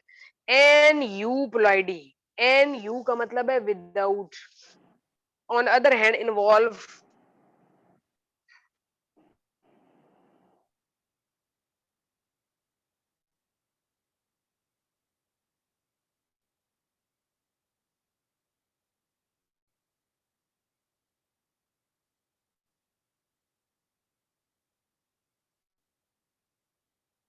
Ji, aneuploidy जो है ना, वो है कि एक पूरे का पूरा सेट जो है वो एक्स्ट्रा शामिल हो जाए या डिलीट हो जाए। The addition of one chromosome to the normal diploid chromosome number 2 N plus 1 is a trisomy. अब ये पूरा एक क्रोमोसोम ऐड हो गया है, तो अब वो 2n था वो जगह, तो वो 3n हो गई, जिसकी वजह से एक पूरे का पूरा क्रोमोसोम एक्स्ट्रा आ गया। और अगर एक माइनस हो जाए, उसको 2n-1 कहते हैं, यानी मोनोसोमी के एक माइनस हो गया। Error during meiosis usually cause NU blood, ये अंडरलाइन कर ले लाइन के, ज्यादातर मियोसिस के दौरान जो है इस तरह की गलतियां देखी गई हैं कि एक पूरे का पूरा क्रोमोसोम का नंबर या तो एक्स्ट्रा हो जाता है और या रिमूव हो जाता है, क्योंकि मियोसिस एक रिडक्शन डिवीजन है। और मैंने कल आपको बताया था कि मियोसिस की एना फेज इंतहाई क्रिटिकल फेज है, उसमें अगर गलती हो जाए तो क्रोमोसोम का नंबर गलत बनता है आगे। Non-disjunction occur when a non-homologous pair fail to segregate during meiosis or when chromatid fail to separate at meiosis 2. कभी कभार ये होता है कि कल हमने पढ़ा था कि क्रॉसिंग ओवर में दो क्रोमोसोम एक दूसरे के साथ लगते हैं आकर और वो चिपक जाते हैं, कभी कभार ये होता है कि वो हटते ही नहीं है वहां से, जिसकी वजह से क्रोमोसोम का नंबर खराब हो जाता है। Gamete produce are either deficit in, तो इनके नतीजे में जो गैमीट पैदा होते हैं या तो उनमें एक क्रोमोसोम कम होता है या एक्स्ट्रा होता है। If one of these gamete is involved in fertilization with normal gamete, और अगर वो गलत किस्म के गैमीट किसी नॉर्मल एग को फर्टिलाइज कर दे, मोनोसोमिक और trisomic condition result. Aneuploid variation usually result in severe consequence involving the mental retardation and death, और इसकी वजह से लोगों की डेथ भी होती देखी गई है एक्स्ट्रा क्रोमोसोम की वजह से। Some changes may involve breaks in chromosome. After break, piece of chromosome may be lost or may reattach but not necessarily in their original position. अगर कभी कभार क्रोमोसोम का हिस्सा टूट जाए और वो वापस लगे, जरूरी नहीं है कि वो अपनी सही जगह पर लगा हो। The result is a chromosome that may have different sequence of gene, multiple copies of gene और मिसिंग जीन। तो इसके नतीजे में क्रोमोसोम के अंदर या तो जीन होते मुख्तलिफ हैं या तो उलट पुलट हो जाते हैं। ये सारी बातें वेरियस एनवायरमेंटल एजेंट की वजह से होती हैं, आयोनाइजिंग रेडिएशन की वजह से, केमिकल की वजह से, और the effect of change in chromosome structure में भी माइल्ड और सीवियर, ये बहुत हल्का फुल्का भी हो सकता है और बहुत शदीद बीमारी भी हो सकती है, depending on the amount of genetic material duplicated और लॉस, की कितनी अमाउंट डुप्लीकेट हुई है, कितनी जाया हो गई है, ये डिपेंड करता है इसकी शिद्दत के ऊपर। यहाँ पर तस्वीर जो ऊपर बनी हुई है वो ये बनी हुई है जो कि मैं आपको बता रही थी ट्रांसक्रिप्शन के हवाले से, कि एक वक्त में सिर्फ एक लेटर पर ट्रांसक्रिप्शन होती है। आप देख सकते हैं इधर भी यहाँ पर अनवाइंड हुआ है, रिवाइंड हो रहा है, यहाँ पर भी आप देखें कि बिल्कुल उसी तरह जो है वो ये एक स्ट्रैंड एक वक्त में ट्रांसक्राइब हो रहा है और आरएनए बन रहा है, और यहाँ पर सारा काम आरएनए पॉलीमरेज कर रहा है।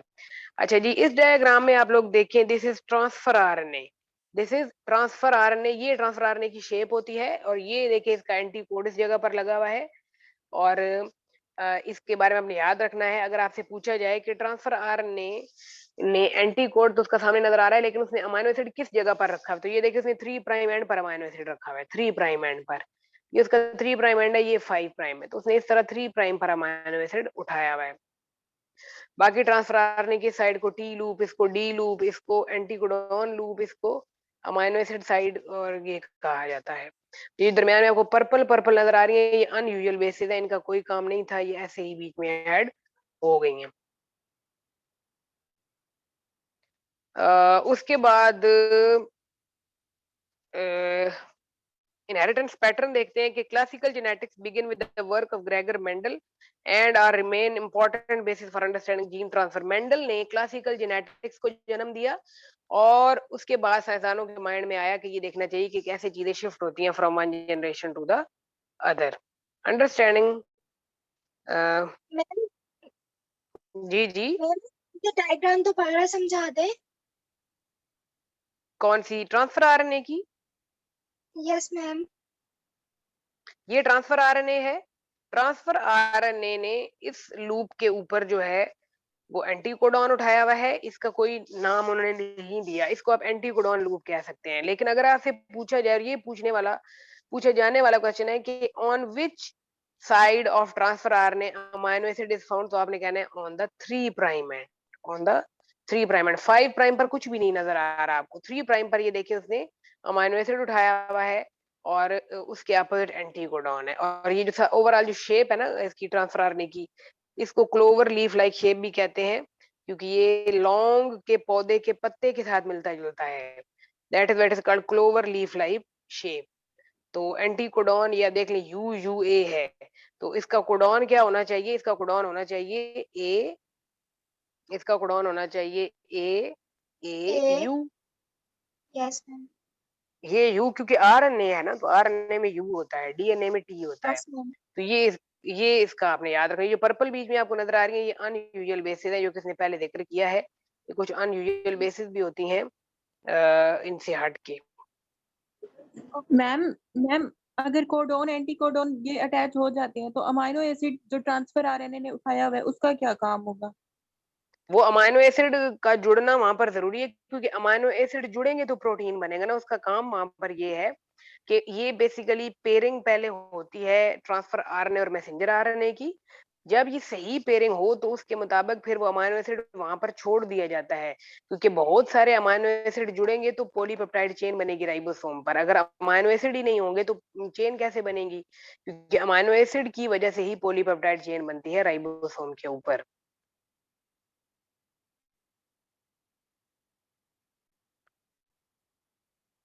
अच्छा, उसके बाद जो है यहाँ पर हम ये देखें, ये सारा उसने ट्रांसफर आरएनए का प्रोसेस आपको दिखाया हुआ है। ये देखें यहाँ पर जो है ये ट्रांसफर आरएनए है, ये एक आया, सबसे पहला उसने मैथ्यूनिन को यहाँ छोड़ा। अब ये दूसरा आ रहा है, ये ग्लाइसिन को यहाँ पर छोड़ जाएगा। यहाँ पर अगर आप देखें सेकंड डायग्राम में, तो यहाँ पर आप देखें, अब 3 अमाइनो एसिड मैथ्यूनिन, ग्लाइसिन, सिस्टीन जुड़ चुके हैं। फिर उसके बाद इधर आए तो अच्छा बी ये है, ये ए है। ए पर सबसे पहले सिर्फ मैथ्यूनिन आया। बी पर अगर आप देखें तो बी पर मैथ्यूनिन और ग्लाइसिन दोनों आ चुके हैं। सी जो है यहाँ पर है, सी के अंदर मैथ्यूनिन, ग्लाइसिन और साइटोसिन, सिस्टीन भी आ चुका है। डी पे आप जाएं तो मैथ्यूनिन, ग्लाइसिन और सिस्टीन, इनके दरमियान आपको एक ये लाइनें नजर आ रही हैं, ये लाइनें पेप्टाइड बॉन्ड है। अब यहाँ पर ई पर methionine bind with glycine, glycine bind with cysteine, cysteine bind with lysine. This is called polypeptide chain having many amino acids and many peptide bonds. उसके बाद आगे देखते हैं कि क्या है, इसमें वो क्या बता रहा है। इस डायग्राम को नीचे इलस्ट्रेट किया गया है कि कैसे है। अच्छा, ये याद रखना है आपने कि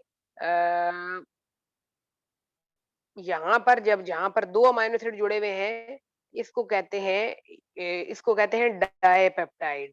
जहाँ पर 3 जुड़े हुए हैं उसको कहते हैं ट्राइपेप्टाइड। जहाँ पर 4 जुड़े हुए इसको कहते हैं टेट्रापेप्टाइड। 4 बॉन्ड बन चुके, 3 खैर यहाँ पर हैं, अमाइनो एसिड 4 हैं। तो यहाँ पर 3 बॉन्ड वो ट्राइपेप्टाइड, 2 बॉन्ड तो डाइपेप्टाइड, 5 बॉन्ड तो पेंटापेप्टाइड।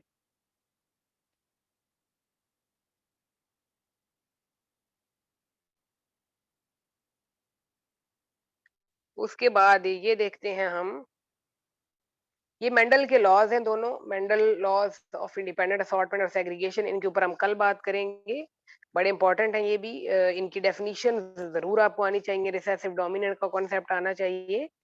ठीक है जी, आज के लिए इतना काफी है। आप लोग भी इसको रीड करें, मैं इससे रिलेटेड कोई मटेरियल, कोई एमसीक्यूज वगैरह सेंड कर देती हूँ, और आप लोग इसको अच्छे तरीके से एक एक लाइन मैं भी पढ़ रही हूँ, आप लोग भी पढ़ें, ताकि आप लोग अगर वहां पर इन जरूरी नहीं कि सेम आए, इससे मिलता जुलता भी अगर कोई क्वेश्चन आता है तो आप लोग बआसानी आंसर पर पहुंच सके। तो ठीक है जी, thank you so much class, अल्लाह हाफिज। Ma'am excuse me ma'am. जी जी जी जी। मैम जो एनियोप्लॉइडी है उसका तो है एडिशन ऑफ क्रोमोसोम या डिलीशन ऑफ, और जो पॉलीप्लॉइडी है वो भी सेम है। पोलीप्लॉइडी का मतलब है कि बहुत सारे क्रोमोसोम का है। पोली मीन मैनी, बहुत सारे जब ऐड हो जाएंगे तो उसको पोलीप्लॉइडी कहेंगे। और ये पोलीप्लॉइडी का फिनोमेना ज्यादातर पौधों में पाया जाता है, ये जानवरों में नहीं होता। ये गंदम वगैरह और इनमें होता है, जिसमें बहुत सारे क्रोमोसोम ऐड हो जाएं। और ये बेसिकली खुद भी एक करवाया जाता है यील्ड बढ़ाने के लिए और क्वालिटी को अच्छा करने के लिए। Poly mean many, ploidy mean chromosome, aneu mean addition और डिलीशन ऑफ क्रोमोसोम। जी मैम। ओके और जी, थैंक यू, अल्लाह। मैम जी जी ट्रांसक्रिप्शन जी, की पूछ लें, मैं सुन रही हूँ। मैम ट्रांसक्रिप्शन की डायरेक्शन आपने कौन सी बताई थी? वो भी 5 to 3 है, ट्रांसक्रिप्शन डीएनए रेप्लिकेशन की भी 5 to 3 है, ट्रांसक्रिप्शन की भी 5 to 3 है। और मैम ट्रांसलेशन भी? ट्रांसलेशन की कोई डायरेक्शन नहीं, क्योंकि ट्रांसलेशन में अमाइनो एसिड आ गए हैं मैदान में। वहां पर तो 5 और 3 प्राइम एंड मौजूद थे ना, क्योंकि वो तो होते हैं जहाँ न्यूक्लियोटाइड होते हैं। प्रोटीन जहाँ बन रहे हैं वहां तो न्यूक्लियोटाइड नहीं है, अब वहां तो कोई डायरेक्शन उसकी नहीं है। वहां तो सिंपली आपने ये याद रखना है कि ट्रांसलेशन शुरू मैथ्यूनिन से होती है। हमेशा याद रखिएगा, ट्रांसलेशन का सबसे पहला अमाइनो एसिड मैथ्यूनिन ही होगा, जिसको इनिशिएटर भी कहते हैं। बाकी वो एंड फिर कहीं पर भी हो, ये डिपेंड करता है। जहां पर भी स्टॉप कोडॉन आएगा वहां पर ट्रांसलेशन रुक जाएगी। ठीक है जी, और कुछ पूछना है तो? मैम जो आपने बताया था कि अमाइनो एसिड चेंज हो जाते हैं, वो प्रोलीन आ जाता है वैलीन की जगह पे? नहीं नहीं, वो आता है सिकल सेल एनीमिया में। होता क्या है कि हीमोग्लोबिन की 4 चेन्स होती हैं, 2 alpha and 2 beta.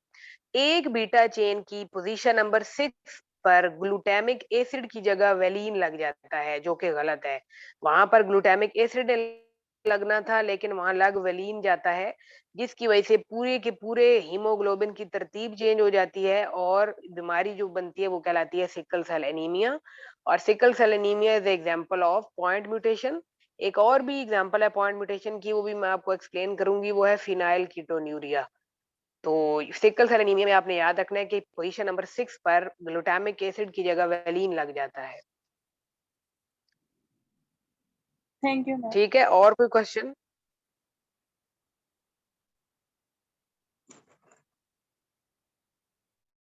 Okay ji, thank you so much. अल्लाह हाफिज। ओके मैम, आज मटेरियल सेंड कर दीजिएगा।